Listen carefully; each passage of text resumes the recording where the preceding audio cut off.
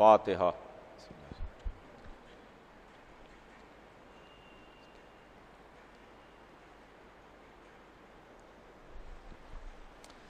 اعوذ باللہ السمیع العلیم من الشیطان اللعین الرجیم، بسم اللہ الرحمن الرحیم۔ الحمد للہ رب العالمین، والصلاة والسلام علی سیدنا و نبینا و شفیعنا بالقاسم محمد وآلہ الطیبین الطاہرین المعصومین، ولعنۃ اللہ علی اعدائہم اجمعین من یومنا ھذا الی یوم الدین۔ اما بعد، فقد قال اللہ سبحانہ تبارک و تعالی فی کتابہ المبین وَهُوَ أَصْدَقُ الصَّادِقِينَ۔ بسم اللہ الرحمن الرحیم۔ ان الدین عند اللہ الاسلام۔ خداوند عالم قرآن مجید میں ارشاد فرماتا ہے کہ یقیناً دین اللہ کے نزدیک اسلام ہے۔ عزیزان گرامی، ہمارے اور آپ کے درمیان ایک سلسلہ گفتگو ہے جو جاری اور ساری ہے، اور ہمارے اور آپ کے درمیان جو گفتگو ہو رہی ہے اس کا عنوان سلسلہ ہدایت اور تاریخ ہدایت ہے۔ جو ہادیوں کا سلسلہ ہے، جو رہبروں کا سلسلہ ہے، جو معصومین کا سلسلہ ہے، جو ہماری ہدایت اور ہماری رہبری کے واسطے آئے، اس لیے کہ آج ہم اپنے کو بہت بڑا سمجھیں، ہم اپنے کو بہت عالم جانیں، ہم اپنے کو بہت سپر، بہت ہائی فائی، بہت عالم، بہت مہذب، یعنی جو بھی جملہ کہہ لیجئے آپ، اگر وہ ہم تصور کریں جیسا کہ انسانی ویکنس ہے اور انسانی کمزوری ہے، مگر ہم کیا ہیں یہ آج کے زمانے نے ہم کو بتا دیا۔ جب انسان سمندر کی گہرائیوں میں جا کے مٹی نکال کے لا رہا ہے، فضا میں پرواز کر رہا ہے، ستاروں اور سیاروں پر جا رہا ہے،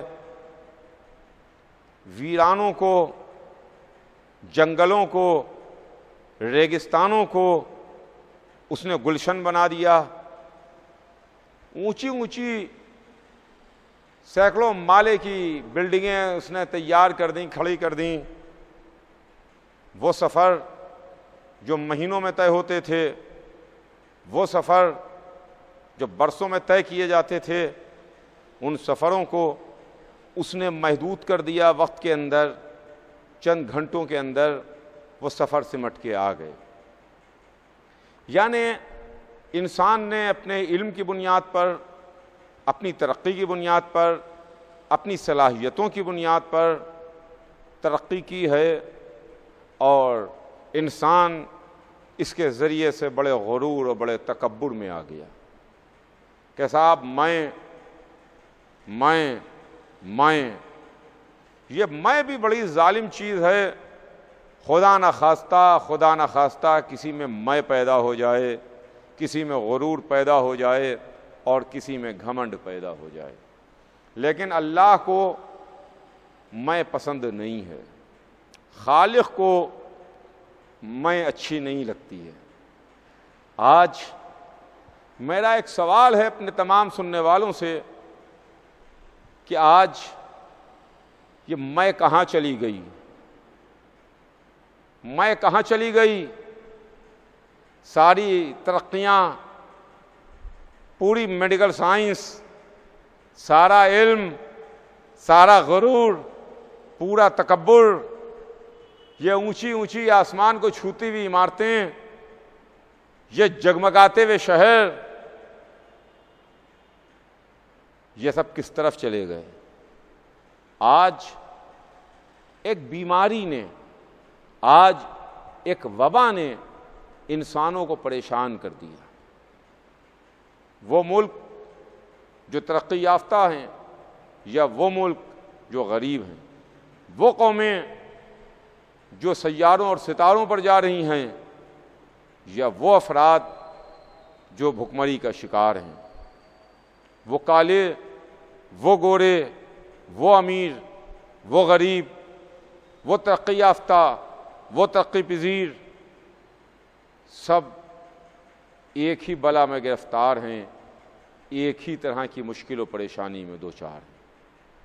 اگر آج دنیا کے ایڈوانس اور سپر پاورز اور ترقی یافتہ ممالک اس کرونا جیسی بیماری اور وبا میں گرفتار ہیں، تو وہ پچھڑے ہوئے ملک، وہ پچھڑی ہوئی قومیں، وہ غریب دیش، وہ غریب لوگ، وہ جاہل انسان، یہ لوگ بھی اسی وبا، اسی بیماری اور اسی طرح کی آفت سے دوچار و پریشان ہیں۔ اب دیکھیے یہیں کے اوپر بات آتی ہے ہدایت کی، یہیں پر بات آتی ہے رہبری کی، کہ آج ہمارے پاس کوئی ویکسین نہیں ہے، آج ہمارے پاس کوئی دوا نہیں ہے، آج ہمارے پاس اس بیماری سے نپٹنے کا کوئی علاج نہیں ہے۔ لیکن ہاں، کل ہو سکتا ہے کہ بیماری کی دوا آ جائے، کل ویکسین آ جائے، کل کوئی علاج دریافت ہو جائے، تو وہ علاج، وہ ویکسین، وہ دوا پوری انسانیت کے واسطے ہوگی، کسی ایک ملک کے لیے نہیں ہوگی، کسی ایک قوم کے لیے نہیں ہوگی، کسی ایک قبیلے کے واسطے نہیں ہوگی، کسی ایک نیشن کے واسطے نہیں ہوگی، کسی ایک قوم کے واسطے نہیں ہوگی۔ جو دوا دریافت ہوگی وہ پوری انسانیت کے واسطے دریافت ہوگی، پوری انسانیت کے واسطے دریافت ہوگی۔ تو ویسے ہی جو ہمیں بیماریوں سے بچانے کے لیے آئے، جو ہمیں صحت یافتہ رکھنے کے واسطے آئے، جو ہمیں صحت دینے کے واسطے آئے، جو ہمیں ہدایت کا راستہ بتانے کے واسطے آئے، جو ہماری بیماریاں دور کرنے کے واسطے آئے، وہ ہادی، وہ رہبر نہ کسی ایک قوم کے واسطے تھے، نہ کسی ایک ملک کے واسطے تھے، نہ ایک قبیلے کے واسطے تھے، نہ کسی چند لوگوں کے واسطے تھے، بلکہ وہ پوری انسانیت کے واسطے تھے، پوری انسانیت کے واسطے تھے، پوری ہیومینٹی کے واسطے تھے۔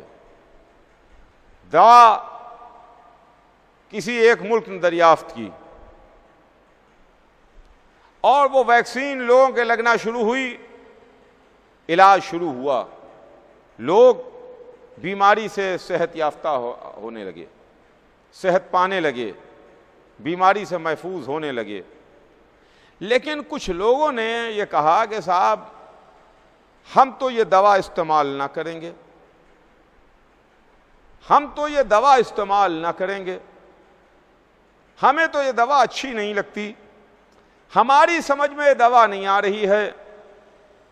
تو آپ کو اختیار ہے، آپ کے لیے کوئی زبردستی نہیں ہے کہ ڈاکٹر یا وہ فرم جس کی یہ میڈیسن ہے، جس کی یہ دوا ہے، جس کی یہ ویکسین ہے، وہ زبردستی آپ کے سر کے اوپر آگے کھڑی ہو جائے اور کہے نہیں صاحب آپ کو تو یہ استعمال کرنا ہی کرنا ہے، آپ کے لیے تو لازم ہے، آپ کے لیے تو کمپلسری ہے، ضرور آپ کو یہ استعمال کرنا ہے۔ نہیں نہیں، آپ استعمال نہ کیجئے۔ اگر آپ استعمال نہ کیجئے گا تو آپ بیمار رہیے گا، اور اس بیماری کا نقصان یہ ہوگا کہ خود تو بیمار رہیے گا، اپنی بیماری سے دوسروں کو بھی انفیکٹڈ کر دیجئے گا، دوسروں میں بھی انفیکشن پھیلا دیجئے گا، دوسروں میں بھی مرض پھیلا دیجئے گا۔ لہذا دوا کیجئے، خود بھی محفوظ رہیے، دوسروں کو بھی محفوظ رکھیے۔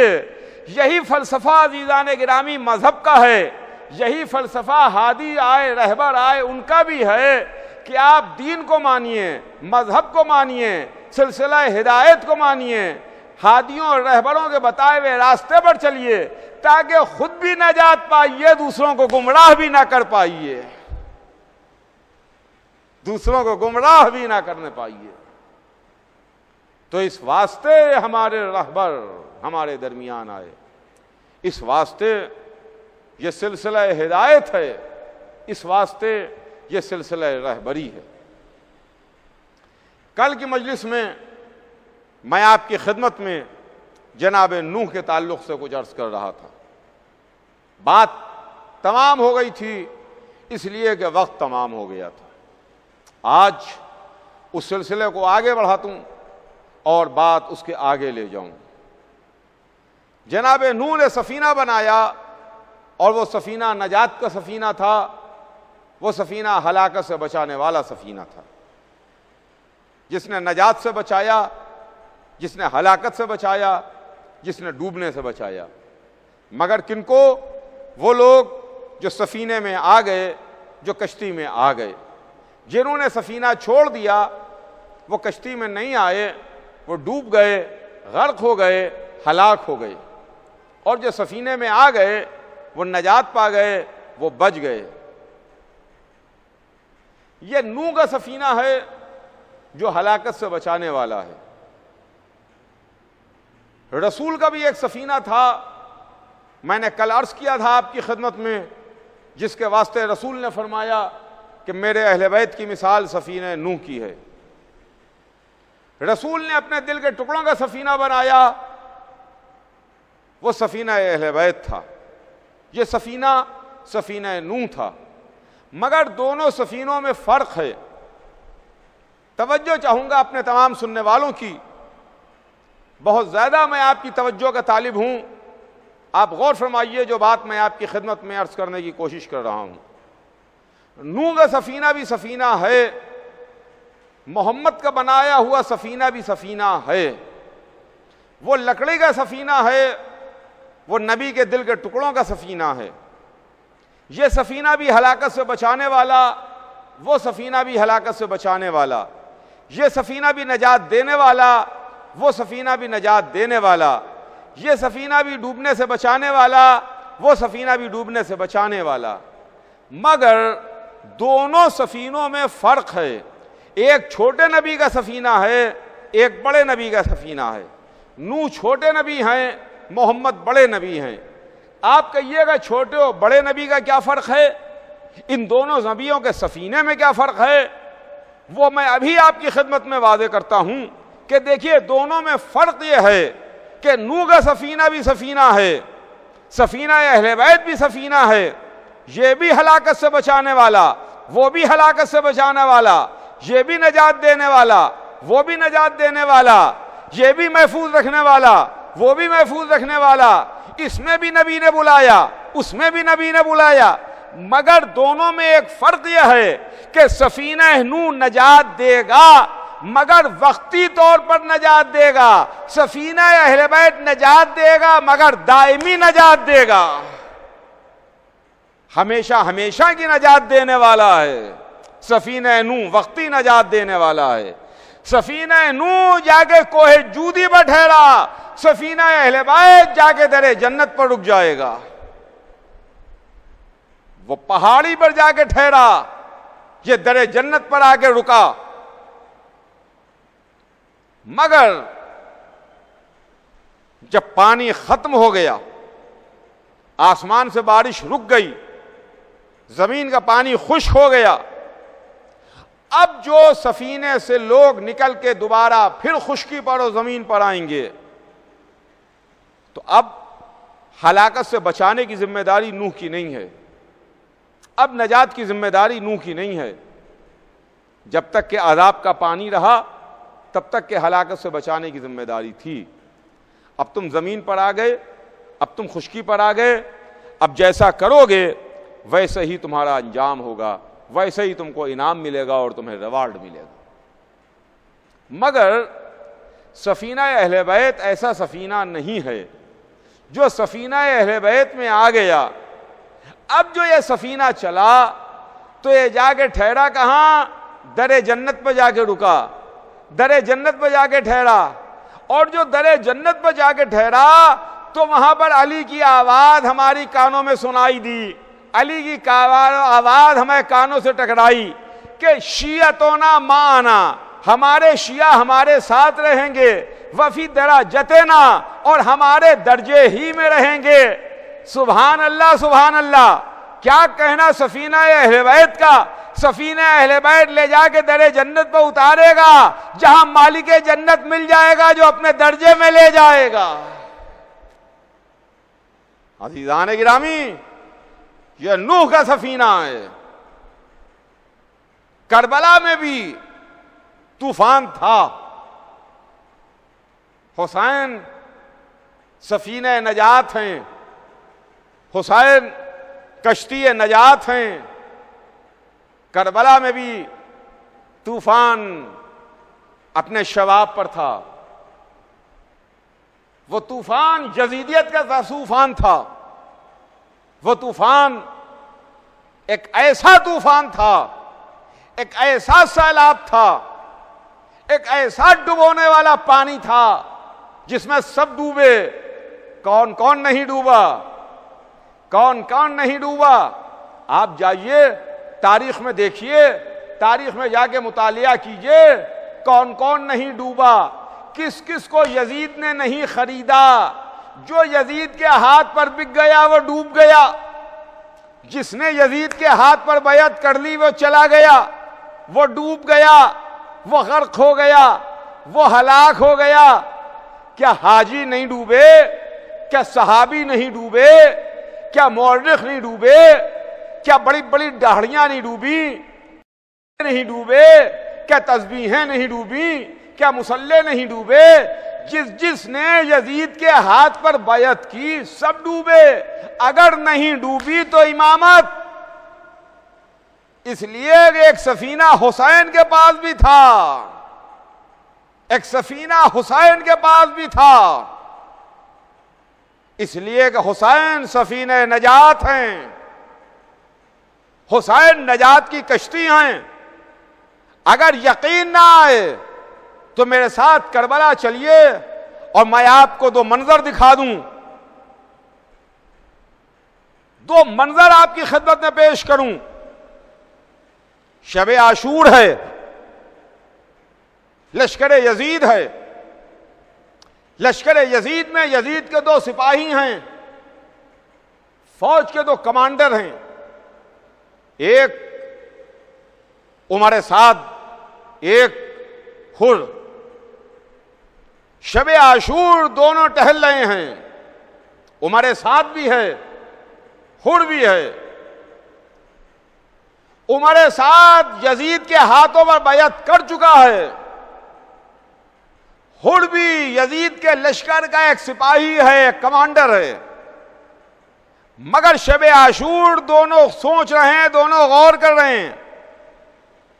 عمر سعد اس کو نظر آ رہی ہے گورنری، ملک رے، ملک رے کی لالچ، جنت قرض ہے، ملک رے نقد ہے۔ ادھر حر بھی رات بھر ٹہل رہا ہے، حر بھی رات بھر سوچ رہا ہے، ارے یہ حسین ہیں، محمد کے نواسے ہیں، علی و فاطمہ کے بیٹے ہیں،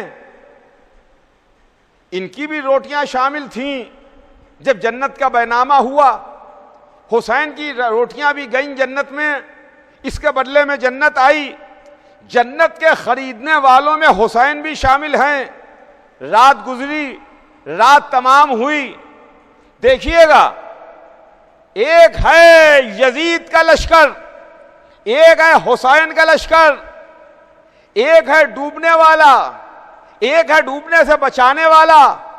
حسین ہے سفینہ، حسین ہے کشتی، نجات کی کشتی، ڈوبنے سے بچانے والی کشتی، ہلاکت سے بچانے والا سفینہ۔ صبح عاشورہ فیصلہ ہو گیا، حر لشکر یزید سے نکل کے لشکر حسین میں آ گیا، یعنی اس سفینے میں آ گیا جو ہلاکت سے بچانے والا سفینہ تھا۔ عمر سعد اس سفینے میں نہیں آیا، وقت آگے بڑھا، زمانہ آگے بڑھا، دنیا نے آگے دیکھا کہ عمر سعد پر لعنت پڑ رہی ہے، ہر سے ہر علیہ السلام ہو گئے، کربلا میں صبح عاشور سے آج تک اور آج سے صبح قیامت تک نہ جانے کتنے درود ہوں گے، کتنے سلام ہوں گے، کتنی رحمتیں ہوں گی، کتنی عزتیں ہوں گی جو ہر کے نامہ اعمال میں لکھی جا رہی ہوں گی۔ یہ سفینہ حسین ہے، سفینہ اہل بیت ہے۔ نوح اپنی امت کو الہی راستہ بتاتے ہوئے دنیا سے سدھارے اور دنیا سے تشریف لے گئے۔ سلسلہ بیان آگے بڑھتا ہے۔ نوح کے بعد اس کائنات عالم میں جو سب سے بڑا نام آتا ہے وہ نوح کے بعد نام جناب ابراہیم کا نام ہے۔ جناب ابراہیم نبی بھی ہیں، جناب ابراہیم معصوم بھی ہیں، جناب ابراہیم منتخب کردہ پروردگار بھی ہیں، اور جناب ابراہیم اول العزم پیغمبروں کی فہرست میں دوسرے ہیں۔ کل میں نے فہرست آپ کو سنائی تھی، جناب نوح کے بعد جو دوسرا نام ہے وہ جناب ابراہیم کا نام ہے۔ بڑی عظمتوں والے ہیں جناب ابراہیم، بڑے مرتبے والے جناب ابراہیم، بڑی فضیلتیں ہیں جناب ابراہیم کی۔ اور قرآن مجید نے جناب ابراہیم کے امتحانوں کا ذکر بھی کیا ہے۔ میں پہلے آپ کی خدمت میں یہ عرض کروں کہ جناب ابراہیم وہ نبی ہیں کہ جنہوں نے چاند، سورج اور ستاروں کی خدائی کو باطل کیا۔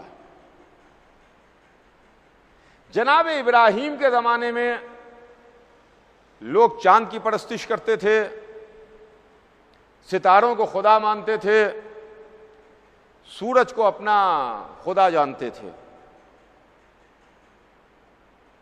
یہ وہ زمانہ تھا کہ جب انسان چاند، سورج، ستاروں کی پرستش کر رہا تھا، بتوں کو پوج رہا تھا، اپنے ہاتھ سے مٹی سے بنا کے تراش کے صنم رکھتا تھا، ان کے آگے پیشانی جھکاتا تھا، ان کو سجدہ کرتا تھا، ان کو اپنا اللہ مانتا تھا، اپنا خدا مانتا تھا، اور چاند، سورج، ستاروں کو اپنا خدا مانتا تھا۔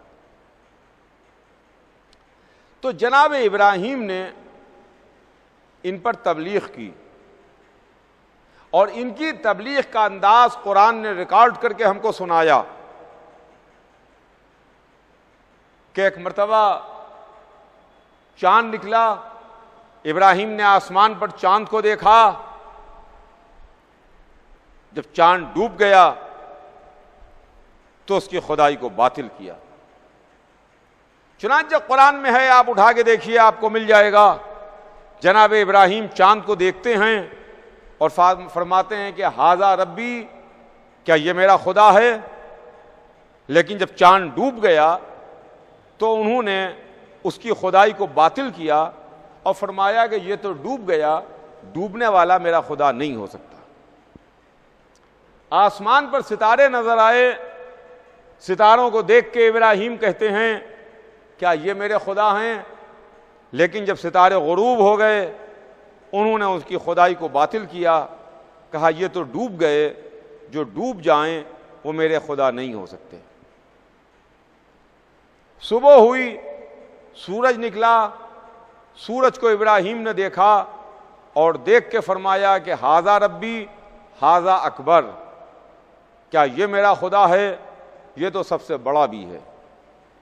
لیکن شام ہوتے ہوتے جب سورج بھی غروب ہو گیا تو سورج کی خدائی کو یہ کہتے ہوئے ابراہیم نے باطل کیا کہ یہ تو ڈوب گیا، جو شے ڈوب جائے وہ میرا خدا نہیں ہو سکتی۔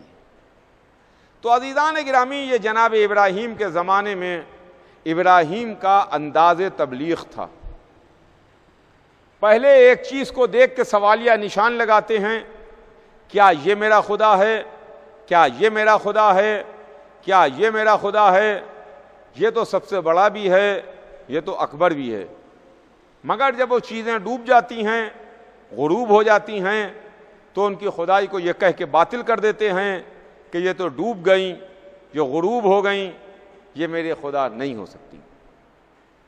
یہ ابراہیم کے زمانے میں انسانیت تھی، جہاں ابراہیم پہلے سوالیہ نشان لگاتے ہیں، کوشچن مارک لگاتے ہیں، اور اس کے بعد دلیل سے اس کی کاٹ کرتے ہیں اور کہتے ہیں کہ نہیں، یہ خدا نہیں ہے۔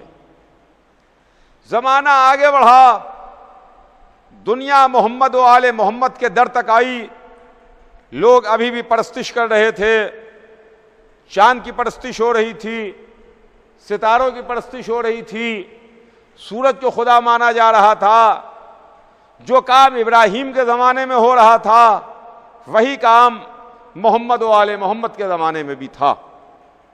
یہاں بھی لوگ چاند کو خدا مانتے تھے، یہاں بھی لوگ سورج کو خدا مانتے تھے، یہاں بھی لوگ ستاروں کو خدا مانتے تھے، اور یہاں بھی لوگ پتھر کے صنم اپنے ہاتھ سے بنا کے اور تراش کے رکھتے تھے، ان کے آگے پیشانیاں جھکاتے تھے، ان کے آگے سجدے کرتے تھے، ان کو پوچھتے تھے۔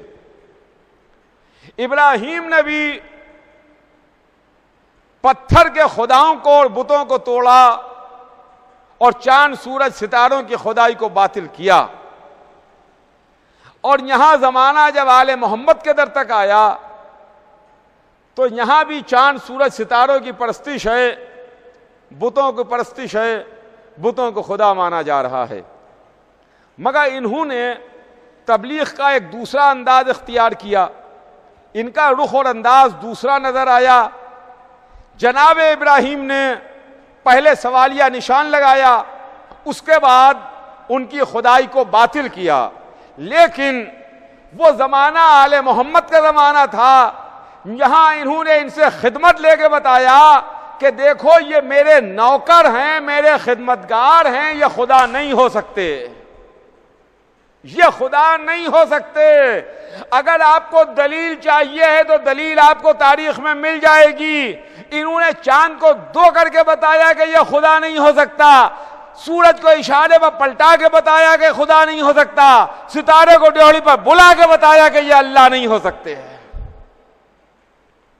عزیزان گرامی، وہ انداز تبلیغ ابراہیم تھا، یہ انداز تبلیغ محمد و آل محمد ہے۔ تو جناب ابراہیم، جن کے امتحانوں کا ذکر قرآن مجید میں موجود ہے، تفصیل سے موجود ہے، جہاں پر قرآن کہتا ہے کہ وَإِذِ ابْتَلَىٰ إِبْرَاهِيمَ رَبُّهُ بِكَلِمَاتٍ فَأَتَمَّهُنَّ قَالَ إِنِّي جَاعِلُكَ لِلنَّاسِ إِمَامًا۔ میرے حبیب، یاد کیجئے اس وقت کو جب اللہ نے ابراہیم کو چند کلمات کے ذریعے مبتلا امتحان کیا۔ ابراہیم نے اس امتحان کو پورا کیا، ابراہیم اس امتحان میں کامیاب ہوئے۔ تو جب امتحان کی منزلوں میں کامیاب ہوئے تو اللہ نے ابراہیم کو انسانوں کا امام بنایا۔ جب ابراہیم کو انسانوں کی امامت مل گئی تو جناب ابراہیم نے بارگاہ پروردگار میں ہاتھوں کو بلند کیا اور یہ سوال کیا، پوچھا، معبود پالنے والے، میری ذریت کا کیا ہوگا؟ یعنی میرے بعد میری آنے والی نسل کا کیا ہوگا؟ تو جواب پروردگار آیا، ابراہیم، ہمارا عہدہ کبھی کسی ظالم کو نہیں ملے گا۔ دیکھیے گا عزیزان گرامی، قرآن ایک کلیہ بیان کر رہا ہے، قرآن ایک اصول دے رہا ہے۔ نہ قرآن نے ہاں میں جواب دیا، نہ قرآن نے نہیں میں جواب دیا، بلکہ قرآن یہ کہتا ہے کہ میرا عہدہ کبھی کسی ظالم کو نہیں ملے گا۔ یعنی بتا دیا کہ جہاں ظلم ہوگا وہاں عہدہ الہی نہیں ہوگا۔ عہدہ الہی وہاں ہے جہاں دامن ظلم سے پاک ہے۔ اب جہاں جہاں دامن پر ظلم کے دھبے ملیں سمجھ لیجئے گا کہ یہ الہی عہدے سے کوسوں دور ہیں، اور جہاں جہاں الہی عہدہ نظر آئے یقین مانیے گا کہ دامن بالکل صاف ہے، دامن پر کوئی داغ نہیں ہے، دامن پر کوئی دھبا نہیں ہے۔ عزیزان گرامی، یہ جناب ابراہیم کے امتحان ہیں۔ ایک امتحان ابراہیم کے مال سے ہوا، جس میں جناب ابراہیم نے ثابت کیا کہ ہمیں اللہ پیارا ہے، ہمیں اپنا مال پیارا نہیں ہے۔ دوسرا امتحان جناب ابراہیم کی جان کا امتحان تھا، جس میں جناب ابراہیم نے یہ ثابت کیا کہ ہمیں اللہ پیارا ہے، ہمیں اپنی جان عزیز نہیں ہے۔ اور تیسرا امتحان جناب ابراہیم کی اولاد کا امتحان تھا، جس میں جناب ابراہیم نے اس بات کو ثابت کیا کہ ہمیں اللہ پیارا ہے، اپنی اولاد پیاری نہیں۔ یہ تین امتحان جناب ابراہیم کے تھے، جن کا ذکر قرآن میں موجود ہے، جن کا تذکرہ قرآن ہمیں کو بتا رہا ہے۔ عزیزان گرامی، ان تینوں امتحانوں میں جناب ابراہیم کامیاب ہوئے، جنہوں نے پہلے امتحان میں اس بات کو ثابت کیا کہ ہمیں اللہ پیارا ہے، دوسرے امتحان میں اس بات کو ثابت کیا کہ ہمیں اللہ ہی پیارا ہے اور کوئی پیارا نہیں ہے، تیسرے امتحان میں اس بات کو ثابت کیا کہ ہمیں سب سے عزیز ذات پروردگار ہے، اس کے علاوہ ہمارے لیے کوئی اور عزیز نہیں ہے۔ یہ تین امتحان جناب ابراہیم کے ہیں، مگر تین امتحانوں میں چاہے وہ مال کا امتحان ہو، چاہے وہ ان کی جان کا امتحان ہو، چاہے وہ ان کی اولاد کا امتحان ہو، جس واقعے کی یاد منانے کا ہم کو حکم دیا گیا وہ جناب ابراہیم کا تیسرا امتحان تھا، یعنی جہاں پر اولاد کو چھری کے نیچے رکھا، قربانی کی یاد منانے کا ہم کو حکم دیا گیا۔ آج مسلمان حج کرنے کے واسطے جاتا ہے، آج مکے جاتا ہے، آج خانہ کعبہ جاتا ہے، آج اللہ کی ایک عظیم عبادت جس کا نام حج ہے، اس کے فریضے کو انجام دینے کے واسطے مسلمان دور دور سے چل کے مکہ معظمہ خانہ کعبہ آتا ہے۔ نہ ہمیں اس بات کا حکم دیا گیا کہ تم آدم کے کسی واقعے کی یاد مناؤ، جاؤ آدم کی یاد میں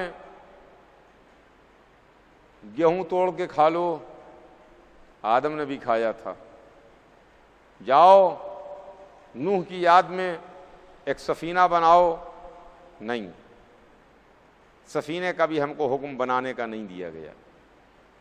ابراہیم نے اپنا مال اللہ کی راہ میں سرکار میں دے دیا تھا، تم بھی یاد ابراہیم میں اپنا مال دے دو، ایسا ہمیں حکم نہیں دیا گیا۔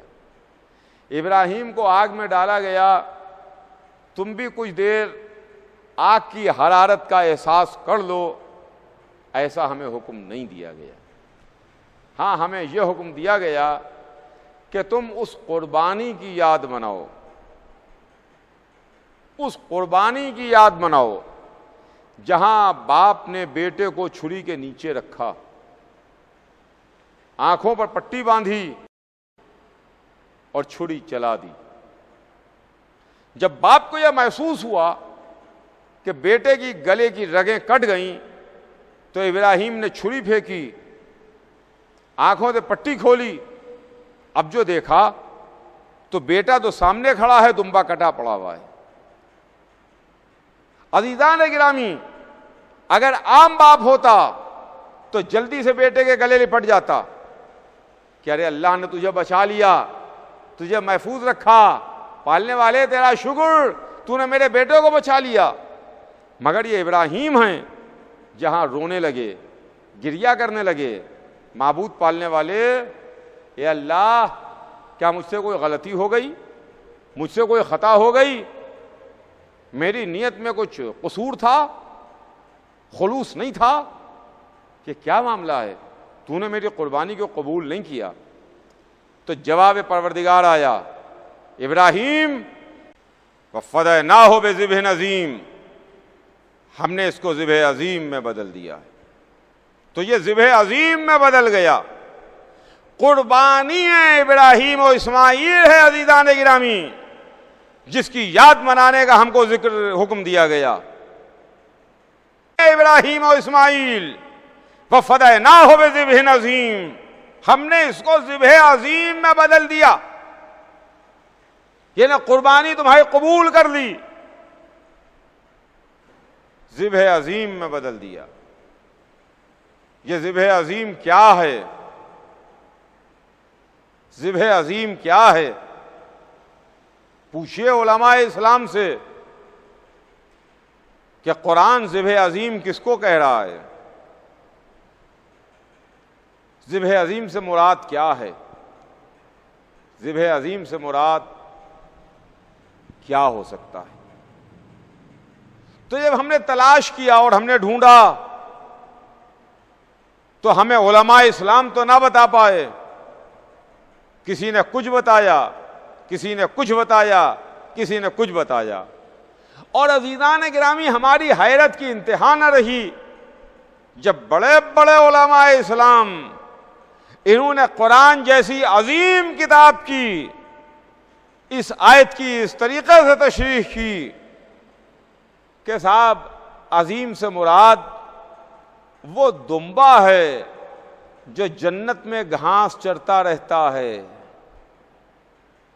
غور کیجئے گا آپ، جو جنت میں گھاس چرتا ہے، اور وہ اسماعیل کا فدیہ قرار پایا۔ اچھا جب آل محمد کا دامن چھوٹتا ہے تو ایسے ہی ایسے عظیم نظر آتے ہیں، مگر عزیزان گرامی ذبح عظیم وہ کربلا کا واقعہ ہے، محمد کے نواسے کی شہادت ہے، جس نے اسلام کو صبح قیامت تک کے واسطے ایک نئی زندگی دے دی، ایک نئی حیات دے دی۔ یہ محرم کیا ہے؟ یہ عزاداری کیا ہے؟ یہ مجلس و ماتم کیا ہے؟ یہ سبیلے کیا ہیں؟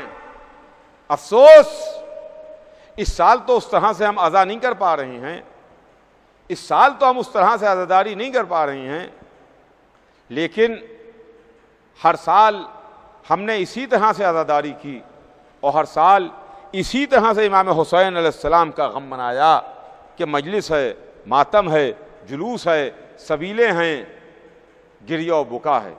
انشاءاللہ آئندہ سال نیکسٹ ایئر پھر ہم اسی شان و شوکت کے ساتھ عزاداری کریں گے جس طریقے سے ہم عزاداری کرتے چلے آئے ہیں، مگر ہماری عزاداری پر، ہمارے مراسم عزا پر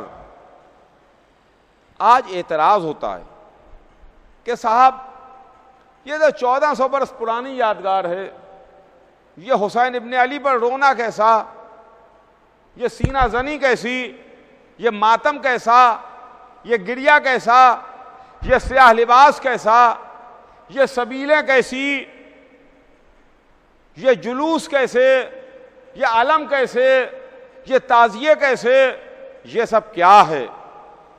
یہ سب کیا چیز ہے؟ شہادت حسین تو 1400 برس پہلے ہو گئی، لیکن یہ سب آپ کاہے کی یادگار منا رہے ہیں؟ تو ہم نے بھی علماء اسلام سے ہاتھ جوڑ کے کہا کہ اے علماء اسلام، بجا فرمایا آپ نے، صحیح کہا آپ نے، بالکل بالکل، ہم جو عمل انجام دیتے ہیں محبت حسین میں، غم حسین میں، یاد حسین میں، آپ کی نظر میں یہ درست نہیں ہے، آپ کی نظر میں یہ صحیح نہیں ہے۔ ہم اگر حسین پر آنسو بہائیں تو آپ کی نظر میں غلط ہے، ہم اگر سینہ زنی کریں تو آپ کی نظر میں بدعت ہے، اگر ہم کالے کپڑے پہنیں تو کالے کپڑے پہننا آپ کو اچھا نہیں لگتا، اگر ہم یا حسین کہیں تو یا حسین کی آوازیں آپ کو بری لگتی ہیں، اگر ہم سبیلیں لگائیں تو سبیل کا پانی آپ کو اچھا نہیں لگتا۔ تو چلیے ٹھیک ہے، اگر آپ کی یہی خوشی ہے تو یہ 1400 برس پرانے رسم و رواج، یہ 1400 برس پرانی حسین ابن علی کی یاد ہم نہیں منائیں گے، نہ ہم روئیں گے، نہ ہم سینہ زنی کریں گے، نہ ہم عزاداری کریں گے، نہ ہم مجلس و ماتم کریں گے، نہ ہم سبیلیں لگائیں گے، نہ ہم جلوس اٹھائیں گے۔ مگر ہماری بھی ایک بات آپ کو ماننا پڑے گی، ہماری بھی ایک شرط ہے، اسے آپ کو ماننا پڑے گا۔ ہماری بات اور ہماری شرط یہ ہے کہ دیکھیے، یہ واقعہ کربلا تو لگ بھگ 1350 برس پرانا واقعہ ہے، 1400 برس اس کو ہو رہے ہیں، لیکن یہ قربانی ابراہیم و اسماعیل، یہ تو کئی ہزار برس پرانا واقعہ ہے۔ جناب ابراہیم و اسماعیل کا جو واقعہ ہے یہ تو بہت پرانا واقعہ ہے۔ حضور سرور کائنات سے پہلے گزرے ہیں جناب عیسیٰ، ان سے پہلے ہیں جناب موسیٰ، اور ان سے بھی پہلے ہیں جناب ابراہیم۔ تو یہ جناب ابراہیم کا واقعہ ہے ہزاروں برس پرانا۔ تو چلیے ہم اور آپ دونوں مل کے بیٹھ جائیں، سارے اختلافات بھلا دیں، سارے جھگڑوں کو ختم کر دیں، سر جوڑ کے بیٹھیں اور بیٹھ کر کے کچھ چیزیں آپ ختم کیجئے، کچھ چیزیں ہم ختم کریں۔ ہمارے جو رسم و رواج ہیں، ہمارے جو مراسم عزاداری ہیں، یہ تو ابھی 1350-1400 برس پرانے ہیں، لیکن حج میں جو ہوتا ہے یہ تو ہزاروں برس پرانا ہے۔ حج میں جو ہر سال ہم ارکان بجا لاتے ہیں، یہ کیا ہیں؟ اس کو بھی ختم ہونا چاہیے، اس کے لیے بھی علماء اسلام کی میٹنگ ہونا چاہیے، اس کے لیے بھی علماء اسلام کو سر جوڑ کے بیٹھنا چاہیے، اس واسطے کہ اگر آج کچھ سو کارڈ ترقی یافتہ لوگوں کو، کچھ سو کارڈ نام نہاد انٹلیکچوئلز کو یہ ہماری عزاداری اچھی نہیں لگتی، تو کچھ سو کارڈ اسلام کے دشمنوں کو ارکان حج پسند نہیں آتے۔ توجہ چاہوں گا عزیزان گرامی، کچھ اسلام مخالف طاقتوں کو، کچھ نام نہاد لوگوں کو، کچھ ترقی یافتہ ممالک کو یہ جو 1400 برس سے یہ جو ہم ارکان حج بجا لا رہے ہیں ہزاروں برس پرانے، یہ اچھے نہیں لگ رہے ہیں، اور وہ یہ اعتراض کرتے ہیں کہ صاحب یہ آپ کے مراسم ہماری سمجھ میں نہیں آتے، یہ حج ہماری سمجھ میں نہیں آتا، یہ قربانی ہماری سمجھ میں نہیں آتی، یہ کعبے کا طواف ہماری سمجھ میں نہیں آتا، یہ صفا و مروہ کے درمیان دوڑنا ہماری سمجھ میں نہیں آتا، یہ مینا میں جا کے سر پر استرا پھروانا، سر کو گھٹوانا، بال کا اتروانا ہماری سمجھ میں نہیں آتا، یہ شیطان کو کنکریاں مارنا اور پتھر مارنا ہماری سمجھ میں نہیں آتا۔ تو چلیے ہم اور آپ مل کے بیٹھ جائیں، پہلے ہزاروں برس پرانے واقعے سے اعتراض کے لائق کچھ باتوں کو آپ ختم کیجئے، اور اس کے بعد 1400 برس پرانے واقعے کی کچھ چیزوں پر ہم غور کرتے ہیں۔ میں یہ نہیں کہہ رہا ہوں کہ اس کو ختم کرتے ہیں، بلکہ اس پر غور کرتے ہیں۔ آج کا وقت تمام ہے، 24 گھنٹے کا وقت دے رہا ہوں آپ کو، کل رات تک آپ غور کیجئے گا، سوچئے گا، اور اس کے بعد ہمارے اور آپ کے درمیان اس سلسلے میں بات ہوگی۔ آج وقت تمام، بات تمام، 24 گھنٹے کا وقت ہے، آپ بھی سوچئے، میں بھی سوچوں، آپ بھی غور کیجئے، میں بھی غور کروں، آپ بھی ان لوگوں کو پیش نظر رکھ کر کے غور کیجئے جن کے واسطے آپ جو کچھ بھی کرتے چلے جائیے مگر وہ آپ کو کنسیڈر نہیں کریں گے، آپ کو مانیں گے نہیں، آپ کو کبھی اچھا نہیں کہیں گے، وہ کبھی سیٹسفائی نہیں ہوں گے۔ آپ بھی غور کیجئے، میں بھی غور کرتا ہوں، اور انشاءاللہ کل ملاقات ہوگی اور کل اس مسئلے پر ہمارے اور آپ کے درمیان گفتگو ہوگی۔ آج بس یہیں پر بات تمام۔ تیزی کے ساتھ وقت آگے بڑھ رہا ہے، دن بہت تیزی کے ساتھ جا رہے ہیں۔ آج ہم کس کا ذکر کرتے ہیں؟ یہ رات 5ویں رات آ گئی، چوتھی محرم تمام ہو گئی، چوتھی محرم کا سورج ڈوب گیا۔ آج 5ویں رات ہم زینب کے لاڈلوں کا ماتم کرتے ہیں، ہم اون و محمد کا ماتم کرتے ہیں، ہم زینب کے باغ کے پھولوں کا ماتم کرتے ہیں۔ ہاں ہاں، کون؟ اون و محمد۔ اون و محمد کون ہیں؟ پہچانتے ہیں آپ؟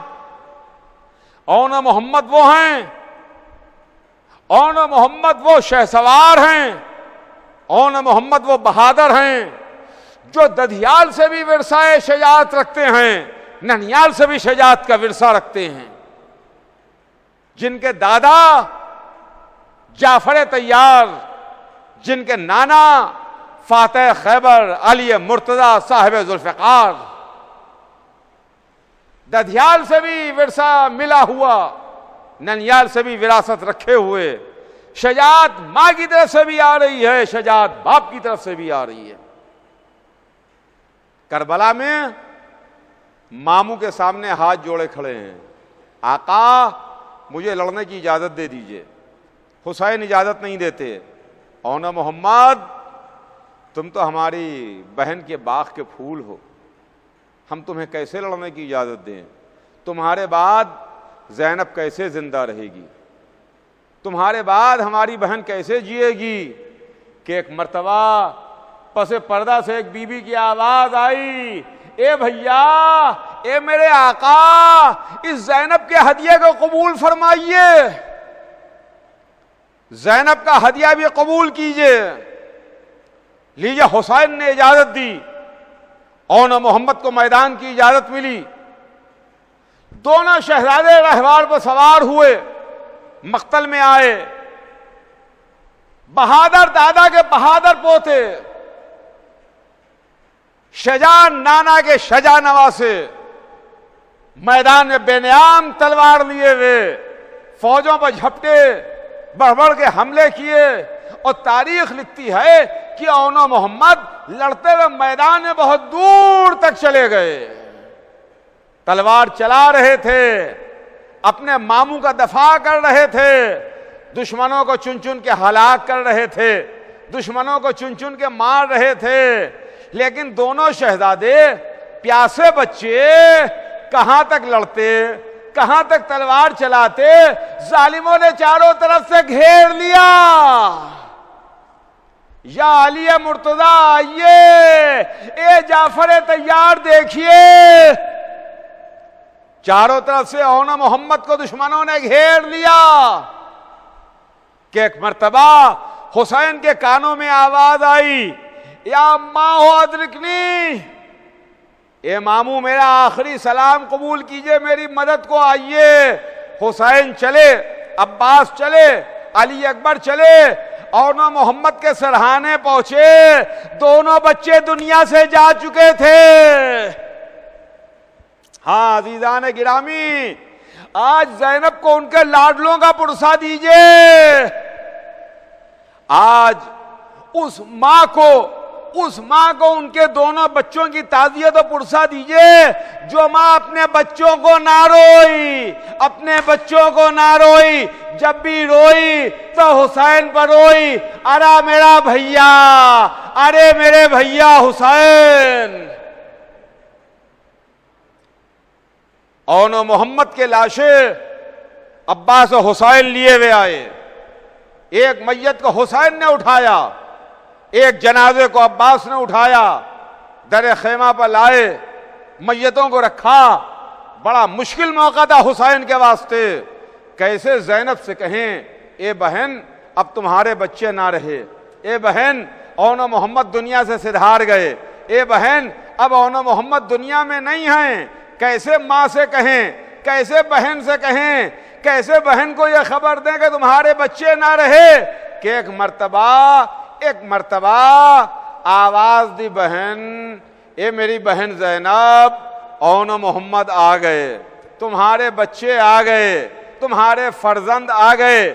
اب جو ماں در خیمہ پر آئی، بچوں کی میتوں کو دیکھا تو ہم نے دیکھا کہ ماں اپنا سر پیٹے گی، ماں اپنے بال کھولے گی، ماں اپنے چہرے پر تماچے مارے گی اور کہے گی میرے بچوں تمہارے جانے کے بعد تمہاری ماں اجڑ گئی، تو ماں کا باغ اجڑ گیا، ماں کی کھیتی ویران ہو گئی، ماں کی گود اجڑ گئی۔